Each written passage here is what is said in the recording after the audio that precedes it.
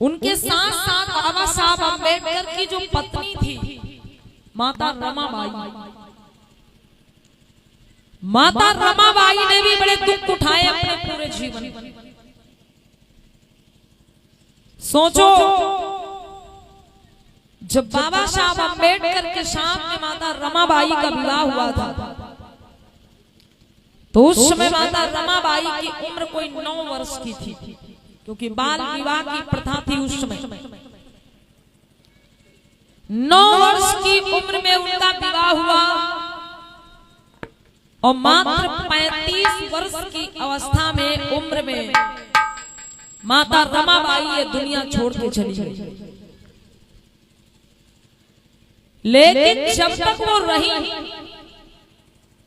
एक एक कदम पे बाबा साहब अम्बेडकर का बड़ा हौसला बढ़ाया, बाबा साहब का बड़ा साथ दिया और माता रमा ने स्वयं दुख उठाए। 5-5 बच्चों की जिम्मेदारी अकेले संभाली, उनमें से 4-4 बच्चे मर भी गए, बच्चों को कफन भी नहीं मिला। लेकिन माता रमाबाई ने कभी बाबा साहब से शिकायत नहीं की, कभी ये नहीं कहा कि साहब आप ये समाज सेवा कर रहे हो इसलिए मेरे बच्चे मर गए। माता रमाबाई ने कभी बाबा साहब की राह में रोड़ा नहीं डाला, कभी रुकावट नहीं बनी, बल्कि हमेशा वो बाबा साहब का हौसला बढ़ाती रही कि साहब आप इस समाज के लिए संघर्ष करते थे। कितने दुख झेले माता रमा ने अपने जीवन में, लेकिन कभी बाबा साहब को एहसास नहीं होने देती थी कि नहीं मैं दुखी हूँ। माता रमाबाई के जीवन की एक बात याद आती है बहनों, बताते हैं आपको। आज हमारी माताएं बहनें यहाँ पर बैठी हैं, कितनी सुंदर सुंदर साड़ियां पहने हैं, सुंदर सुंदर वस्त्र पहने हैं, लेकिन माताओं बहनों, बाबा साहब अम्बेडकर की जो पत्नी थी माता रमाबाई, उन्होंने कैसे अपना समय बिताया। आज जिनकी बदौलत हम सबको अच्छे वस्त्र अच्छे कपड़े पहनने का अधिकार मिला। मेरे बंधु, बाबा साहब अम्बेडकर जब विदेश में पढ़ाई करने जाते थे और विदेश से पढ़ाई करके बाबा साहब जब वापस लौटते थे तो मुंबई में या महाराष्ट्र में गांव-गांव में मीटिंगें लगाई जाती थी, मीटिंग। और बाबा साहब जब उस मीटिंग में पहुंचते थे तो बाबा साहब को माला पहना करके या पगड़ी पहना करके बहुत सम्मानित किया जाता था। एक बार माता रमाबाई ने कुछ ऐसी बात सुनी और माता रमाबाई को बहुत खुशी हुई कि मेरे साहब जब कोई मीटिंग में जाते हैं तो मेरे साहब को माला पहनाई जाती है, मेरे साहब को पगड़ी पहनाई जाती है। माता रमा बहुत खुश हुई, सोच रही काश मैं भी अपनी आंखों से देख पाती कि मेरे साहब का कैसे स्वागत होता है, मेरे साहब का कैसे सम्मान होता है। माता रमाबाई ने एक दिन क्या देखा कि बाबा साहब अम्बेडकर एक मीटिंग में जा रहे हैं। बाबा साहब एक मीटिंग में जा रहे हैं और वो मीटिंग कोई ज्यादा दूर नहीं थी उनके घर से, कोई 2-3-4 किलोमीटर की दूरी पड़ती। तो माता रमाबाई बहुत खुश हुई और माताओं बहनों दौड़ी दौड़ी बाबा साहब के पास में आ गई। बाबा साहब मीटिंग में जाने के लिए तैयार हो रहे थे। माता रमा पास में आई और बोली, साहब कहाँ जा रहे हो? मीटिंग में जा रहे हो? बाबा साहब ने कहा, हाँ रमा मैं मीटिंग में जा रहा हूँ। तो माता रमा बोली, साहब मुझे भी लेते चलो, मुझको भी मीटिंग में चलना है। बाबा साहब ने कहा, अरे रमा तुम वहाँ क्या करोगी? माता रमा ने कहा, साहब वहाँ मुझे इतना देखना है कि आपको माला कैसे पहनाई जाती है, आपको पगड़ी कैसे पहनाई जाती है, मुझे सिर्फ ये देखना है। अब ऐसा नहीं था कि बाबा साहब माता रमा को ले नहीं जाना चाहते थे, ले जाना चाहते थे, लेकिन एक बात थी।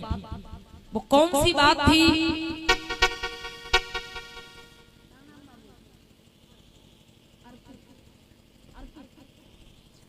और ये अर्पित बाबू की तरफ से 40 राष्ट्रीय मुद्राओं को सम्मान धनदान भेंट हुआ है। एक बार जोरदार ताली बाबू के लिए बजा दो। बहुत बहुत साधु साधु। तो ध्यान दें आप लोग, जैसे माता रमा ने बाबा साहब से कहा कि साहब मैं भी आपके साथ मीटिंग में चलना चाहती हूँ, तो ऐसा नहीं है कि बाबा साहब ले नहीं जाना चाहते थे, ले जाना चाहते थे, लेकिन एक बात थी, और वो बात कौन सी थी कि माता रमाबाई ने जो कपड़े पहन रखे थे या माता रमाबाई के पास जो भी कपड़े थे बहनों, वो कई जगह से फटे हुए और कई जगह से सिले हुए, फटे पुराने कपड़े। बाबा साहब कुछ नहीं बोले, माता रमा एकदम कहती रही साहब मैं भी मीटिंग में चलूंगी, और बाबा साहब कुछ नहीं बोले, बिना कुछ बोले ही वो मीटिंग में चले। लेकिन फिर भी माता रमाबाई नाराज नहीं हुई, गुस्सा नहीं हुई। उन्होंने यही सोचा अरे कोई बात नहीं, मेरे साहब जल्दी में होंगे इसलिए चले गए, मैं बाद में चली जाऊंगी। माता रमा बाबा साहब से कह रही थी मैं भी मीटिंग में चलूंगी, अब बाबा साहब कुछ नहीं बोले, बिना बोले ही चले गए, लेकिन माता रमाबाई नाराज नहीं हुई। अब सोचो बहनों कितनी धैर्यवान, कितनी शीलवान थी माता रमाबाई। आजकल की बहनें, अगर भाई आपके पति कहीं मेला में जा रहे हैं, मेला में, और आप कहो हम मेला में चलेंगे, और आपके पति आपको लेके न जाए, मतलब बिना बताए वो चुपचाप चले जाए मेला में, फिर आप क्या करेंगे? लड़ाई कर देंगी ना, नाराज हो जाएंगी। अरे हम वो मेला में जाना चाहते थे, हमें काहे नहीं ले गए मेला में, लड़ाई कर देंगी, नाराज हो जाएंगी। लेकिन माता रमाबाई बिल्कुल नाराज नहीं हुई। उन्होंने यही सोचा अरे मेरे साहब जल्दी में होंगे इसलिए चले गए, मैं खुद चली जाऊंगी अकेले। माता रमा ने घर का काम काज निपटा लिया और उसके बाद सोची अब मीटिंग में चली जाती हूँ। लेकिन तब तक याद किया कपड़े, जो कपड़े उन्होंने पहन रखे, जो साड़ी पहनी है वो कई जगह से फटी हुई, सिली हुई, या जो भी उनके पास कपड़े हैं सब ऐसे ही। तो माता रमा को दुख हुआ। दुख किस बात का हुआ? अरे अगर ये फटे पुराने कपड़े पहन के मैं मीटिंग में जाऊंगी तो वहां पर मेरे साहब का अपमान होगा, कोई देखेगा कि ये अम्बेडकर की पत्नी है, अरे तो मेरे साहब का अपमान होगा अगर मैं ये फटे पुराने कपड़े पहन के वहां पे चली गई। तो माता रमा ने क्या किया? आप जाना तो जरूर है, माता रमा को जाना जरूर है, लेकिन अब क्या करें? तो देखा घर में एक पगड़ी रखी है, पगड़ी जो बाबा साहब को कहीं पहनाई गई थी सम्मान के तौर पे। तो माता रमा ने वो तुरंत पगड़ी को उठाया और उस पगड़ी को खोला तो उसमें कोई 8-10 हाथ का कपड़ा निकला। वो जो पगड़ी थी कोई 8-10 हाथ के कपड़ा से बनी थी। तुरंत उस पगड़ी के कपड़ा को खोला, उसको सही किया और पगड़ी का कपड़ा साड़ी के तरीके से पहन, पगड़ी का कपड़ा साड़ी के तरीके से पहन लिया। और माता रमाबाई बड़ा खुशी खुशी चल पड़ी मीटिंग सुनने के लिए, देखने के लिए।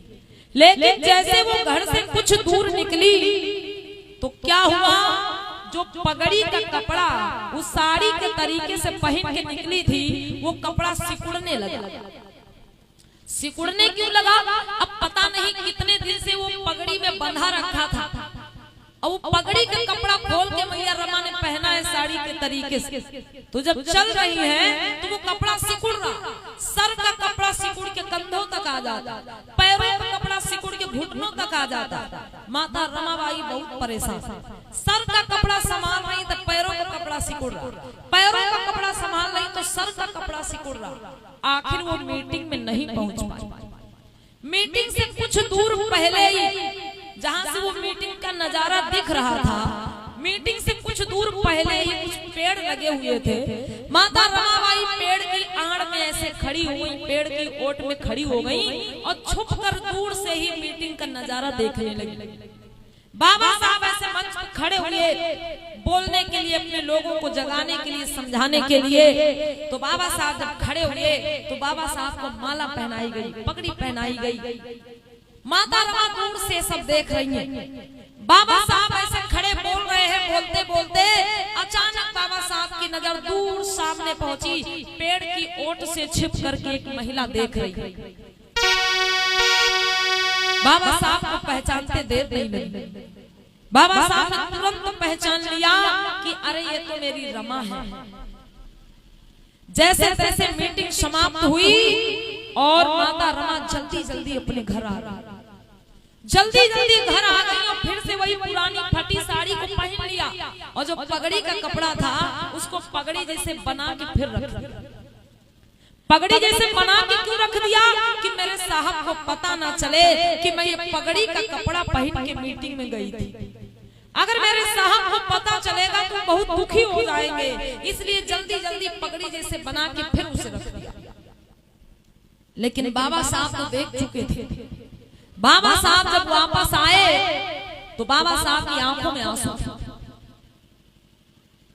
और बाबा साहब माता रमा से बोले कि रमा मुझे माफ करना। बाबा साहब ऐसे बोले रमा मुझे माफ करना।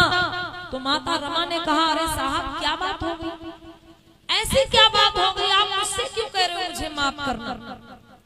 तो बाबा साहब आंखों में आंसू भर के बोले कि रमा मैं इस समाज के लिए संघर्ष कर रहा हूँ, मैं इस तमाम अपने बहुजन समाज के हक अधिकारों की लड़ाई लड़ रहा हूँ। मैं विदेश में जाके पढ़ाई करता हूँ, मैं खुद अच्छे कपड़े पहनता हूँ, लेकिन रमा मैं तुम्हारे लिए अच्छे कपड़े नहीं ला सकता, मैं तुम्हारे लिए कुछ भी नहीं कर पा रहा। रमा तुम फटे पुराने कपड़ों में गुजारा करती हो। रमा मैं तुम्हारा गुनहगार हूँ, मुझे माफ कर देना कि मैं तुम्हारे लिए कुछ भी नहीं कर पा रहा। जब बाबा साहब भावुक हो गए, दुखी हो गए, तो माता रमा समझाते हुए बोली कि अरे साहब चिंता मत करो। अरे आजकल तो महिलाएं लड़ाई लड़ने लगती, हमें साड़ी ला के दो, हमें पायल ला के दो, हमें बिछुआ ला के दो, महिलाएं लड़ाई लड़ने लगती।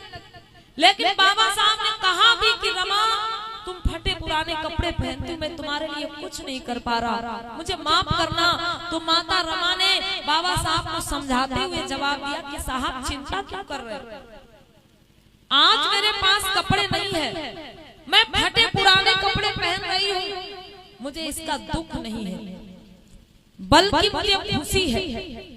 खुशी किस बात की है कि साहब आप जो इस समाज के लिए संघर्ष कर रहे हो, आप जो इस समाज के हक अधिकारों की लड़ाई लड़ रहे हो, अरे साहब अगर आप इसमें कामयाब हुए तो आने वाले समय में मेरी करोड़ों करोड़ों माताओं को, बहनों को, बेटियों को अच्छा और मनपसंद कपड़ा पहनने का अधिकार मिल जाएगा। बोलो माता रमाबाई अमर रहे। माता रमाबाई के ये विचार थे कि साहब आज मैं फटा पुराना कपड़ा पहन रही हूं, मुझे कोई दुख नहीं, लेकिन आप जो संघर्ष कर रहे हो आने वाले समय में मेरी करोड़ों करोड़ों माताओं, बहनों को, बेटियों को अच्छा और मनपसंद कपड़ा पहनने का अधिकार मिल जाएगा। मुझे इस बात की खुशी है साहब, आप संघर्ष करते रहो, मेरी चिंता मत करो। माताओं बहनों ऐसी त्याग की महान मूर्ति थी माता रमाबाई, जिन्होंने अपने 4-4 बच्चों को गंवा दिया, अपने सारे सुखों की कुर्बानी दे दी। मात्र 35 वर्ष की उम्र में बूढ़ी होकर के माता रमाबाई इस दुनिया को छोड़ के चली गई, लेकिन कभी उन्होंने बाबा साहब की हिम्मत को कमजोर नहीं होने दिया, बल्कि बाबा साहब का हौसला बढ़ाती रही, बाबा साहब का उत्साह वर्धन करती रही, कभी रोका नहीं, कभी टोका। तो धन्य है माता रमाबाई। देखिए बाबा साहब अम्बेडकर को अगर माता रमाबाई जैसी पत्नी मिली न होती बहनों, तो शायद इतना बड़ा संघर्ष बाबा साहब नहीं कर पाते। भाई अगर उन्हें बार बार घर से रोका जाता, दबाया जाता और कहा जाता परिवार की जिम्मेदारी संभालो, बच्चों को देखो, परिवार को देखो, तो इतना कहाँ वो कर पाते। लेकिन माता रमा ने कभी ऐसी कोई शिकायत बाबा साहब से नहीं करी बहनों। तो इसलिए मेरी विनती है माताओं बहनों से कि बहनों आप अपनी उन माताओं को जानो जिन माताओं ने आपके लिए अपना सब कुछ कुर्बान किया, तब आपको ये पहनने को अच्छे कपड़े मिल पा रहे हैं, आपको अच्छे घरों में रहने का अधिकार मिल पा रहा है, आपके बच्चों को भरपेट भोजन मिल पा रहा है, आपको अच्छी सुविधाएं, ये सम्मान की जिंदगी मिल पा रही है। इसके पीछे हमारी तमाम माता सावित्रीबाई फुले, माता रमाबाई जैसी माताओं का त्याग और संघर्ष छुपा हुआ है। लेकिन जिनकी आप पूजा करती हैं, जिनका आप व्रत रखती हैं बहनों, उन्होंने कुछ नहीं किया आपके लिए, और जिन्होंने आपके लिए कुछ किया है आप उनको जानती ही नहीं, उन्हें पहचानती